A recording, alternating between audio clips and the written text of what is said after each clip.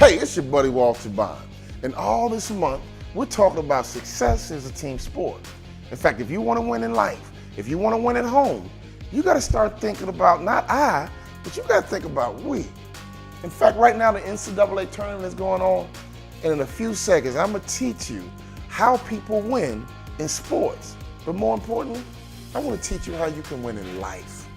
It's all about the numbers. Have you paid attention to a ball game? I don't care what sport, they're always keeping stats. And at the end of the game, you can look at the stats, and it's obvious who won, and it's obvious who lost. Is there a sport where you don't pay attention to the numbers? So I know you're driving in your car, I know you're at home scratching your head, trying to figure out how you're gonna make ends meet, trying to figure out how you're gonna grow this business, trying to figure out how in the world am I gonna meet payroll? Here's how you do it. You gotta pay attention to your numbers. What are your numbers telling you? In fact, if you're real brilliant, you will turn your business, your life, into a mathematical equation. I mean, if you're gonna be in the sales game, how many people a day do you ask to buy? In the beginning of my career, I called 25 people a day and asked them to buy. And guess what happened?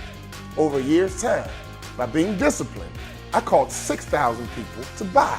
So don't look at me like you want to sell more. What's your number? Okay, you're trying to grow a team and you're frustrated with your employees, and every day, boss, you go home talking about them.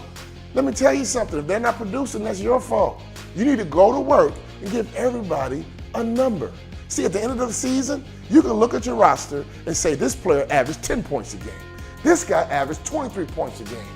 So typically when your team lost, your players didn't hit their numbers. But when you won, your players hit their numbers, and sometimes they produce more. Watch the ball game.